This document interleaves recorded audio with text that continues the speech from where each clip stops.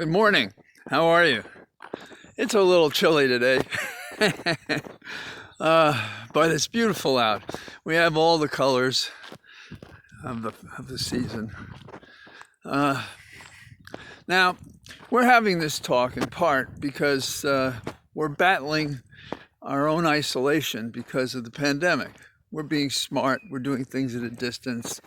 We're making any adventure out to get food or medical supplies or something like that a very careful event.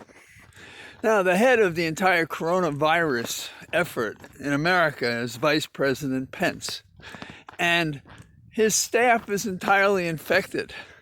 So what are we to think when the guy who's the head of the coronavirus control program is unable to keep the pandemic out of his own staff? It says something terrible about this guy as a guide. You know, we have Trump running around saying the infections are almost at an end. The end of the pandemic is just around the corner. Well, apparently it's around the corner and right in the front door of the White House. If I got my figures right, we had 85,000 infections on Friday. We're at 225,000 deaths in America. And now the chief of staff for the White House says what? That we're not going to do anything to try to control it. You're going to have to wait on therapeutics and the vaccine. Well, we don't know when the vaccine is going to come down. Is it going to come down next March or April, May or June? When is it going to be the end of the year? And here's the other thing. These vaccines are effective to a percentage. Okay, let's give them the benefit of the doubt. Say it's 75% effective. That means 1 out of every 4 people could get it, and some smaller percentage of that will end up dead.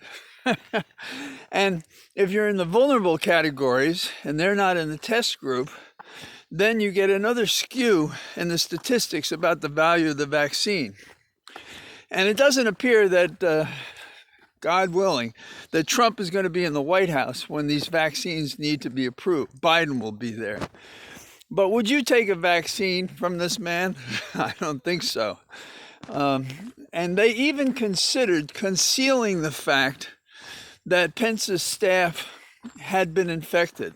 Now contrast that with how the Biden campaign dealt with people being exposed to people who did have the virus and who were infected. The vice presidential candidate herself, Kamala Harris, she went in isolation for a while.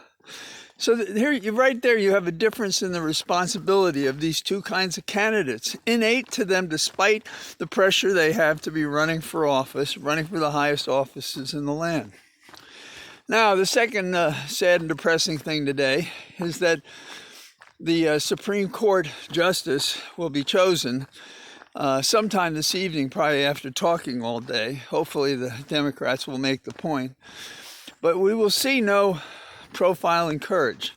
The invertebrate senators will still cling in kind of a death dive with Trump right into the abyss of irresponsibility by voting for her even now, when the handwriting's on the wall, when the president says they're going to lose the Senate, and when they've given up on fighting the virus 1 week away from the election.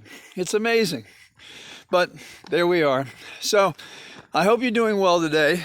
It's getting close to the election, so don't think about mailing in a ballot, probably. Delivering it to a ballot box, voting early, voting on election day if you're very careful, getting a friend, spending a few more bucks, because there may be objections and there may be a fight after the election, and so they'll need funds to fight that. So all the best, be well, I'll see you tomorrow, bye-bye.